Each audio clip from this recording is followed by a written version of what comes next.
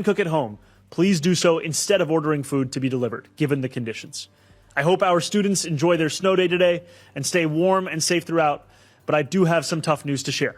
School will be in person tomorrow. You can still pelt me with snowballs when you see me.